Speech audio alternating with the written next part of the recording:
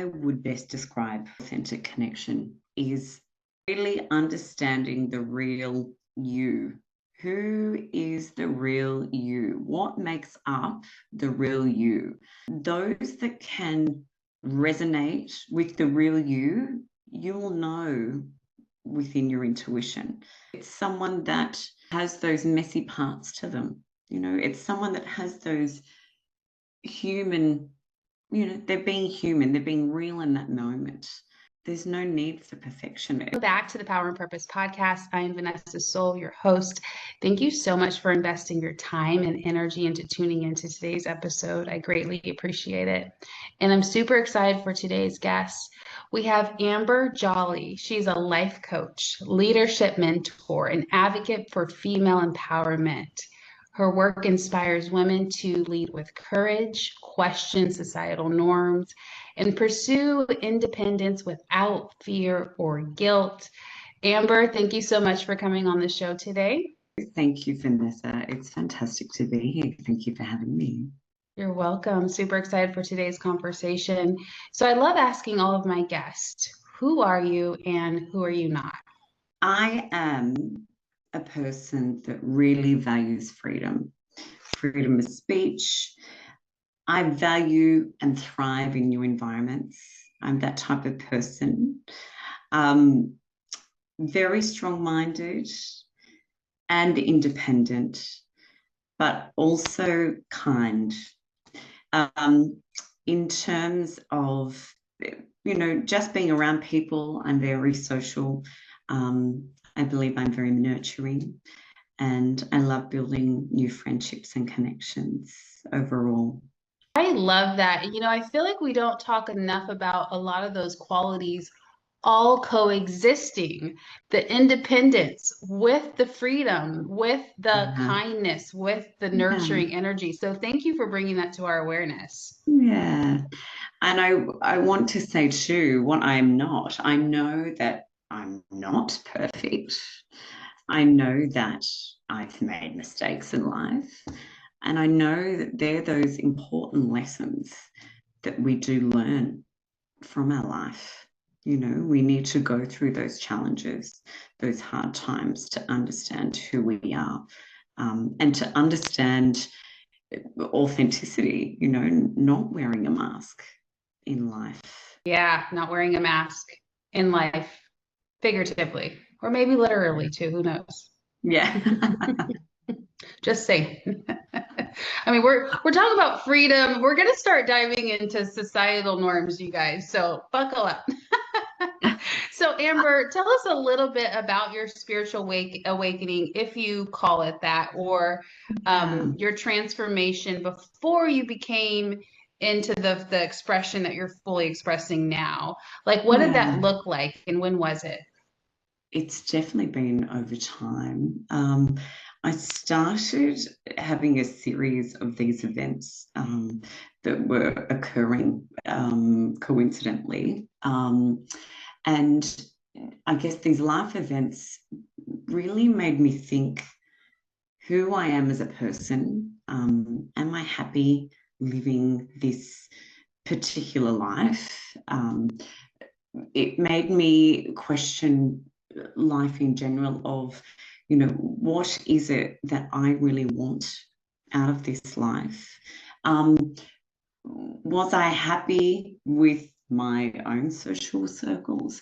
Was I happy overall? And because overall, I looked to be having a fantastic, successful career. However, there was something that I didn't quite understand. I felt that I had more to my life and I had more to fulfill in my life. And it made me really question, what's next? Because I think that I've always been this person that loves to have goals and loves to grow. But what I was finding was that those interests that I used to have were falling away.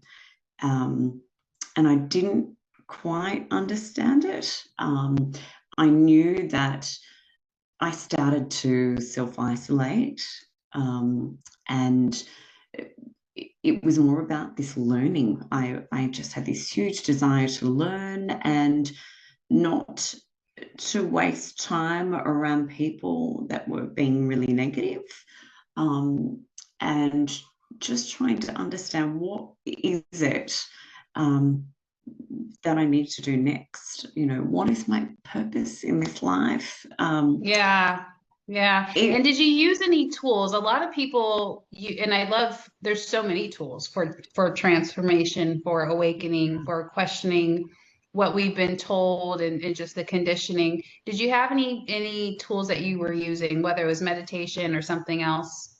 started to trial the meditation. I also found that journaling was really helpful, to be able to get my thoughts out on paper.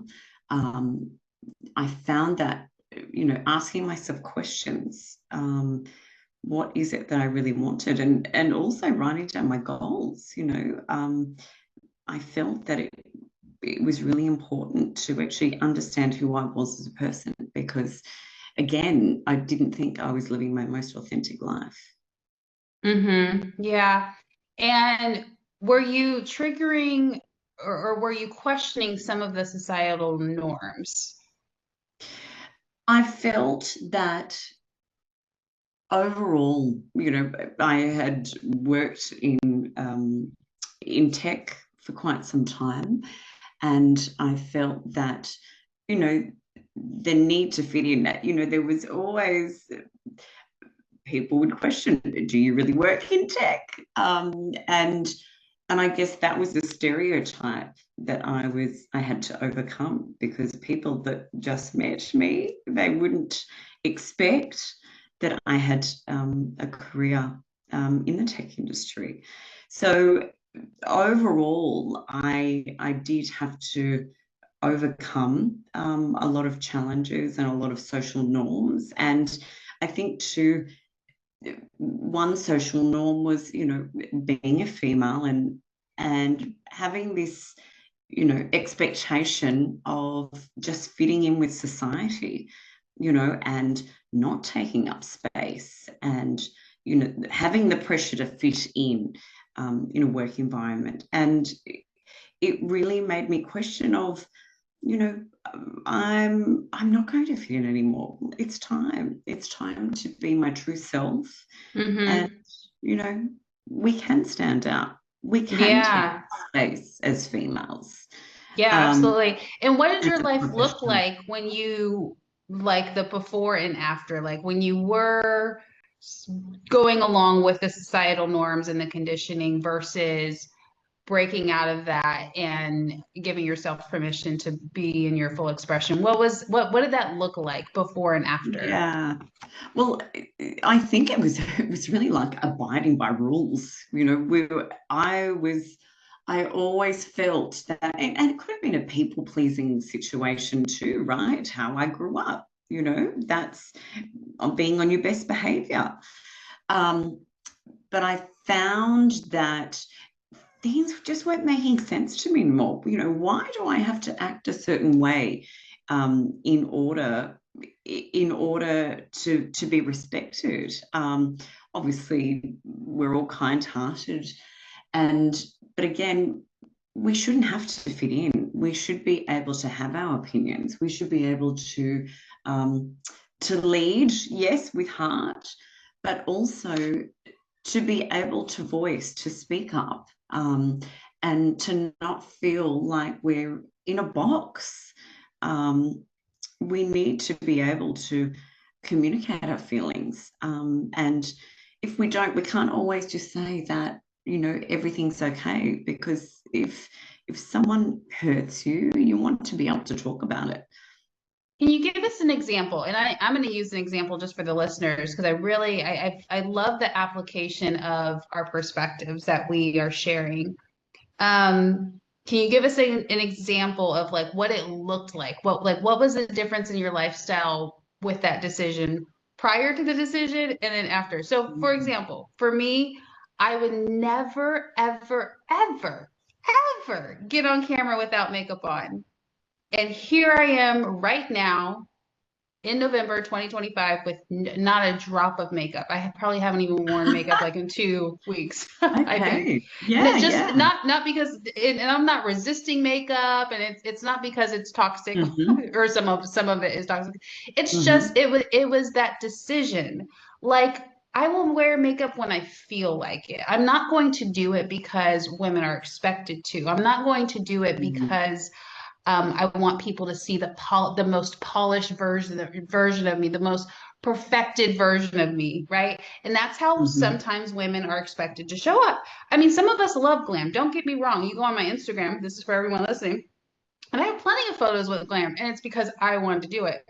But recently there was a couple of days I'm like, I had to ask myself, like, do I really feel like doing this today? No. Okay, well then I'm not doing. So that was like my example. And that may not sound like a big breakthrough, but for me, recently it wasn't even like a big decision. It wasn't even hard. It wasn't even challenging. When I hop on, like me being on camera now, no insecurity, pure like who cares, right? And I feel Yeah. like beauty is just beauty. Now, will I be wearing makeup in the future, tomorrow, next week? Yeah, if I feel like it, right? So Yeah. that was like that flexibility, like really just giving Mm-hmm. myself permission. Like, that's like the Okay. difference. So do you have a different example, similar I example? so wanted to add to that, by the way. I was going to say, my hair right now, I've just come back from I love overseas. your So hair, by the way. I was gonna my hair is wild and crazy and free, right? Just like I am overseas, wild and crazy and free. So, and I was having the same thoughts. Am I going to wear makeup? Am I not? So I've only put a little bit on, but I didn't wash my hair this morning. I thought I'm just going to leave my hair. So this is my it crazy, looks wild and free authentic. hair. Yeah, and if in case you're not watching us on video, you might be listening to this podcast episode in your car or while you're just not looking at the screen. Um, her hair, it communicates I am free. It Yeah. communicates I'm taking up space. I'm comfortable as I am. I approve of myself. I fully accept myself in my natural hair and however it is. Like that, like as soon as she popped on video with me, like in 3 seconds, probably before we even said, hey, hi Vanessa, hi Amber, before we even said, so good to see you tonight. Well, it's nighttime where I'm at. Before we even greeted each other, her appearance communicated so much. I'm like, oh, I'm on the call with the right person.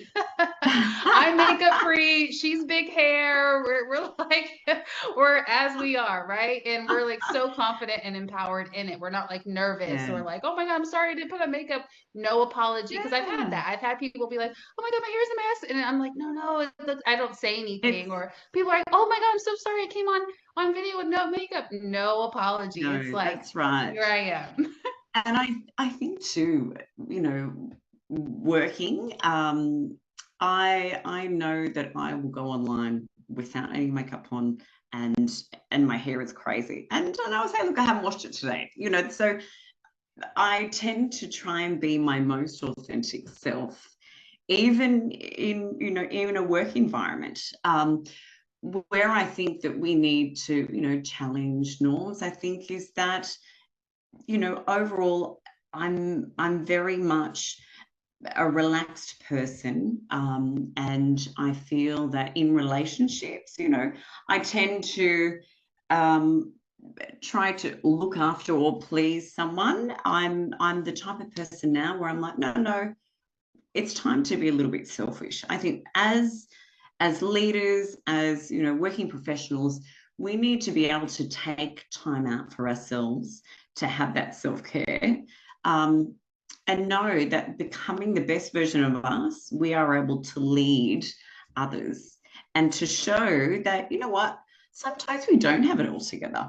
Let's be honest. I think that's being our truest, most authentic self, is that we're allowed to have a bad day sometimes, and we're allowed to not have it all figured out, right? I think every single morning, whether it's females that have just slept in, anyone, people that have families, anyone is just rushing around to get to their work, doing drop-offs, pickups, you name it. We're all just trying to figure it out in the mornings, let's be honest.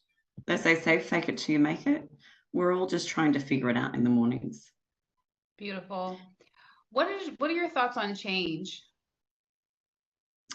In terms of change, do you know, I'm definitely a person with self growth. You know, it's really, really important to me. I I love variety too. So, and I do know that, you know, some may not feel comfortable with change, but in order to, you know, reach those goals, sometimes we've got to change habits. We have to, we need to make sure that we're going in the right direction. And look, we have challenges that pop up in every single day of life. And it's trying to come to terms with, okay, how am I going to get over that task or that particular roadblock? And I think with change, we just have to go into it. Um, we really have to go into it. And I think having those who support us, I think that it's really important to have a good supportive network around you. And look, with life change, I'll go back to my spiritual awakening again. You know, it was such a big process, you know, a big process of how am I going to live my life more authentically? Because at the moment, you know, I'm questioning everything around me in terms of um, people pleasing in a relationship. You know, I need to be able to find my most authentic self and know that I am valuable and I don't have to just adjust to someone else. I have to actually be self fulfilled in this life. Um, and the process of change it can be quite scary. Um, but ultimately, we need to be able to have the confidence within ourselves um, to be able to change. Yeah, beautiful. And what do you think really trips people up with change? Like, where do you, because you do this, you do empowerment work, leadership work, you know, like you're Yeah, in it. Like, where do you feel, this is just generalization, you guys. We're not yeah. trying to be super accurate for every single person. But where do you feel like people get stuck the most with change? Is it fear? Is it something else? I definitely think it's fear. I definitely think it's fear. But also, we should be, you know, to make those bold decisions. I mean, people are sometimes so happy with their comfort levels. You know, we all understand that pain and comfort, it doesn't, you know, I don't think it's very rare to have pain and comfort. However, you will start to experience that pain with change. Um, and I guess where we need to look at this too is that in order to make these bold decisions, we need to be able to understand what we're feeling inside, and also understand our intuition. What sits with us? What sits well with us? What doesn't sit well with us? Um, and that's something overall that I've really had to come to terms with is that, you know, if you're wanting to grow, there is a little bit of pain there, a little bit of pain to change. And I think when you come back to your values, in order to live your most authentic self, in order to go after your dreams, you know, to me, it's all about self improvement and how can I improve? How can I be the best version of myself overall? And I think, Mm-hmm. you know, sometimes establishing those routines is that little bit of self care, um, you know, in order to go through these steps of change. Yeah, and if fear from your perspective is one of the is a place where people get stuck, or that's a block for them, or it's just something that they might have a challenging time navigating it. Mm, Not to say that people don't successfully navigate fear, because most of us do, especially those of us who are doing the work. We experience it, we hit that fear wall. mm, It might stop us on day one, but most of us try again the next day. Or yeah, what I love to do is embrace the fear, like really breathe it in, become the fear, and then continue to move forward. And when you merge with something that deeply, from my perspective, because I'm so deeply into energy and Mm. and just all the energies of the universe. I find like when Yeah. you merge with something, as dark as it may seem, as negative as it might seem, and I know people are like fear of dark energy or like whatever, and I'm not saying become fear and go and cause fear in the world or cause distortions in the world or violence or anything like that, but for your own, if you are getting ready to speak on stage, you can merge with that fear. Chances are you may not feel like it has power over you if you kind of teach yourself how to do that, or if someone teaches you how to do it, because you're merging with it. It's like, oh, it's not, I feel it, but it's not going to stop me. It's uncomfortable, but I can breathe through this discomfort. Yeah. I can continue to merge with this energy and continue. So what are your thoughts, if fear, for anyone listening, if fear is something that they're constantly meeting with every day, what are some antidotes, if you will, or tools that they can use to Yeah. navigate that? Definitely. So I feel that we need to look at within. We need to go within. We need to understand ourselves. We need to understand what are those limiting beliefs. And I guess it comes down to the life coaching aspect at the moment. So really take some time to sit with yourself and to write down what those limiting beliefs are. And then once you've done that, it's like, what is it? What is the fear? Identify that fear with that limiting belief. So to really take the time to understand that fear.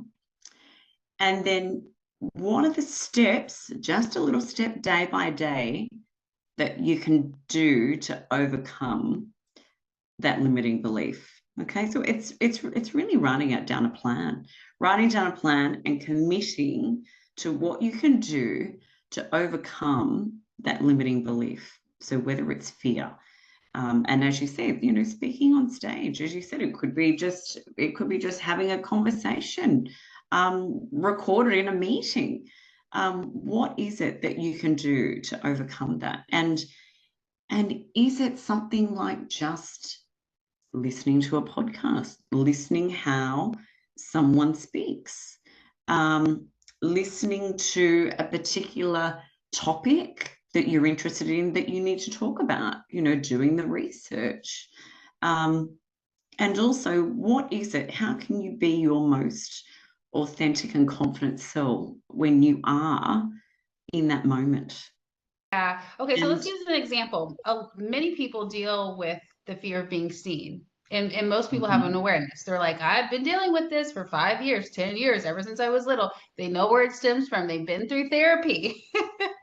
They're like, mhm, yeah, I got laughed at in front of the class, like so many things, right? Or I just felt safer. I felt safer when no one saw me. I was the middle child.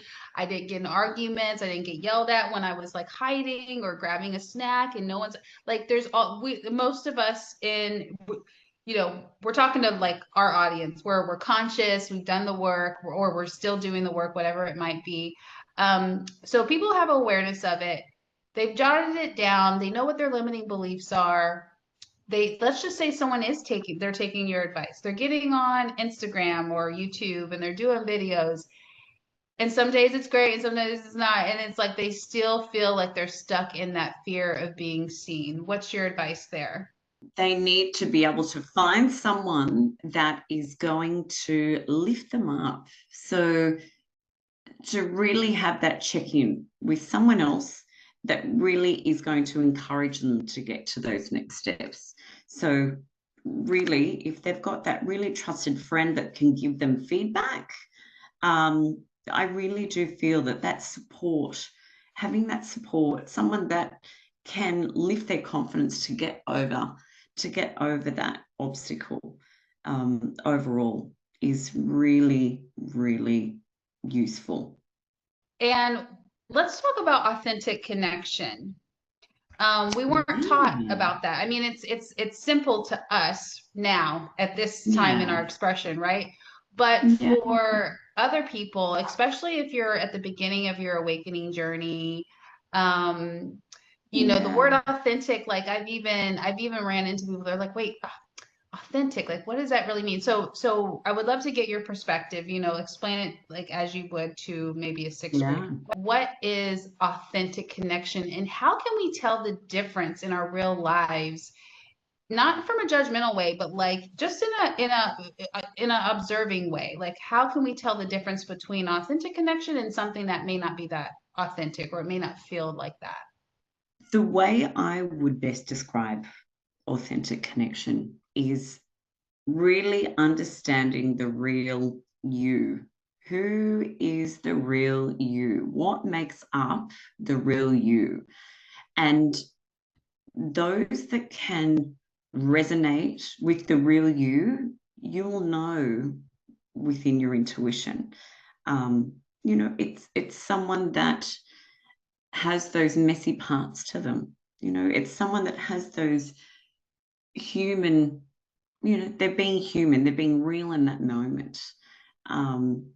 And there's no need for perfection. It's really understanding that genuine you, and the ability to have a genuine conversation, whether it's about family, whether it's about how they were rocking up, and they were late by 10 minutes this morning because of, I don't know, their sleeping in. It's just having that honesty with ourselves, and really understanding what drives someone, as a person, and connecting through those similar interests. Beautiful. And I'll just add in and say those authentic connections are so important, because when you do have those fears in your life, like the example I just gave and what Amber was saying about open up to someone, speak to someone, like start Yeah. expressing like more of your thoughts and emotions around whatever situation or experiencing you're experiencing. And if you're being authentic, like I gave it my all. Oh wow. Like if you just let it flow, like you're going to feel that support that Amber was talking about. So, but if you don't, on the flip side, I just want to say this for the record, and I've been here, so I'm not judging anyone who's here. If you feel like, excuse me, frog in my throat, if you feel like you don't have any authentic connections, it's just going to feel, you might feel more trapped in your reality, or just trapped in experiences, or things are just going to feel a little bit more challenging than they need to be. So I think that's the value of those authentic connections. Anything you want to add to that? I think that it's easier to be you than to be someone with a mask, because the conversation will flow, as you mentioned before. What's an example of an authentic connection that you have? Well, I've just come back, as I said, from Bali, and a friend of mine who we tend to just meet over in Bali for some reason. Um, she is just real and authentic. She has a similar background to me, coming from a small country town, and there is no judgment. There is no judgment from her. And I feel that I can talk my honest self. Um, I can talk about my feelings. I can talk about the challenges that I've overcome. She understands them because she has also lived in a remote, country town, and to understand the challenges of childhood, growing up, not always having, um, access to resources. You had to be creative. Um, but I think, yeah, real, true, authentic connection is that they see you, they see your feelings, and they're not judging you on your Beautiful. character. And I'll share one of mine. I was debating, do I share this one? I mean, my sister, we've been so real and raw since day one. But I want to be clear that I have other real connections in my current life too. Like people that I haven't even known that long. Like I met someone Mm. literally a month ago and we were hysterically laughing on like on the not the phone, but the little voice messages and what's up, like hysteria. Like, and I was laughing hysterically to the point where I started crying and snorting, right? It was over like a cat. It was was over a cat reel or whatever. So it's just like, and there was, again, no apology. It was just so enjoyable. There was so much bliss and connection, and no, even though like I, you know, I had my sinuses, and I was snorting, and I was like crying, like I didn't feel like I was being vulnerable. Or vulnerability is not an issue for me. I'm a Scorpio. I crave vulnerability. I seek it out a lot of times. But I'm just saying, it's just like, and this is someone I've only known for a month, right? But we've just connected. And then I was going to say another example is my sister, like, and we just accept, like we're so we accept ourselves like in our own energy, and then when we come together, it's just like we just have this understanding. Like she'll send me messages like, hey, by the way, I'm having a crash out in this message, you know, like the voice clip, and she'll text me that, so that way I expect, or I know what's going to happen when I open up and listen to that thing, right? And even sometimes she's saying crazy things, and I'm just like, oh, I hear you. Not even like trying to overly be supportive. I just respond so naturally. So it's those connections, and it doesn't have to be family. Family might feel harder or easier for some people, but also those relationships are possible. Like whether you've known someone for 10 years, whether you've known someone a month, they're always around you, especially if you intend to have them. They will show up, even if they're not existing right now. To add to that too, if you can be your most true self, and whether it is too much, you know, if you've got high energy, I do have quite high energy, finding those people on the same vibration is just pure bliss to your soul. But is There it is even too something much? about it. Because the people who are too much are actually doing someone else a favor. Typically, and I observe this all the time. People who are like, you know, especially Sagittarius, they're like, whoa, wow, yeah, let's go, optimistic. And then, you know, the person who's just like, oh my God. Chances are, because I'm so I tap into the energy because that's enjoyable to me. And I'm like, wow, that might have been their medicine, even though it was uncomfortable for them to be next to that Sagittarius. Sagittarius are not the only people that are, not all of them are too much, or I don't think anyone's too much. That's my point. I'm just saying, if you think you're too much, that might just be your medicine. So are you even too much? Probably not. I'm challenging that norm, right? I'm Yeah, challenging that that's thought. So right. anyone out there, you might want to reframe that for yourself. See what size fits. Make sure you take up that space. And Yes. high energy, when we have high energy, we have to let it out, right? We have Yeah, to let yeah. it out. Especially if it's naturally like exuding, that's feedback, right? Like that's part of your experience. And suppressing Yeah, that is not going to help you or anyone else. So I that's love it. right. And I would definitely, my next question to you is, what are some examples, maybe 4 or 5, somewhere around there?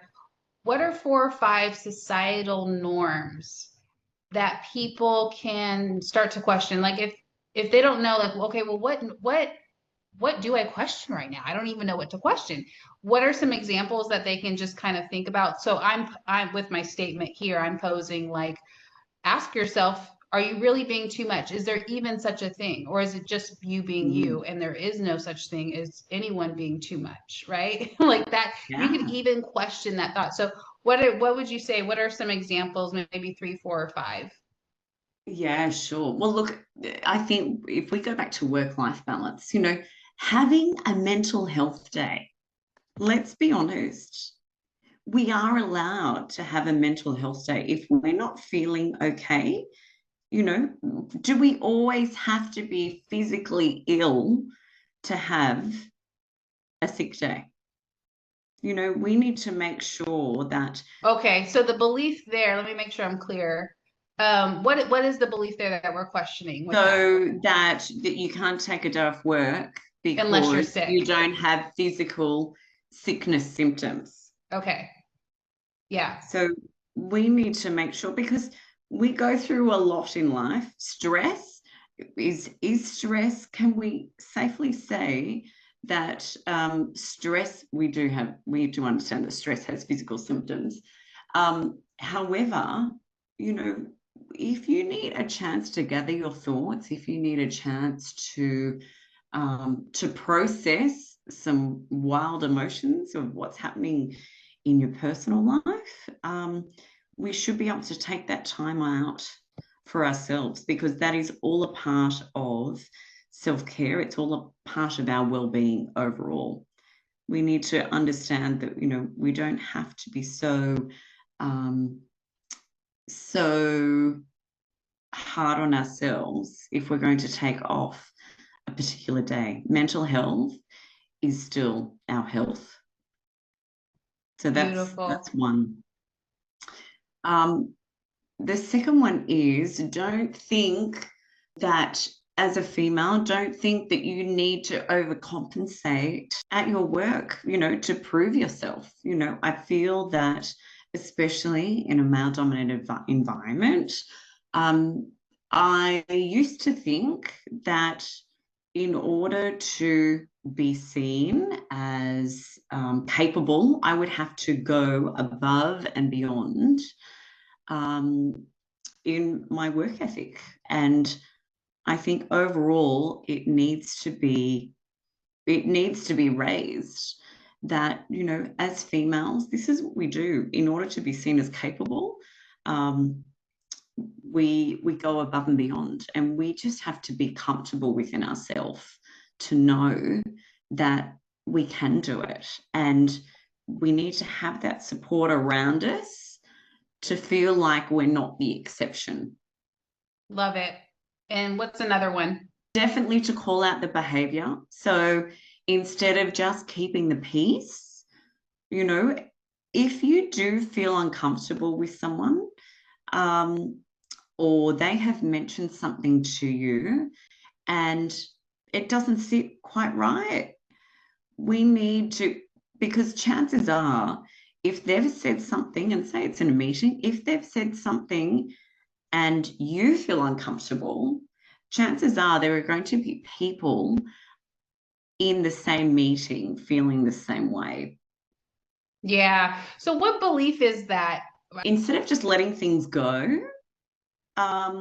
we need to be able to speak up about our honest feelings. If something. Yeah. So let's try this. Hear me out for a second. Is it the belief that, there's that saying, like, be the bigger person? Like, is that the one that we're kind of targeting, where people are like, oh, take the high road, like, be the bigger person in the situation, just walk away, or like, don't say anything? Or is that the one that we're addressing, or what is it? Well, I guess we could, I'm trying to actually put it myself, really. Let's go with that one. I feel that I was going to spin it from another angle. We just don't know whether they even realize what they've just said. So, it could be something like being spoken over in a meeting, right? Don't blend into the background, call it out.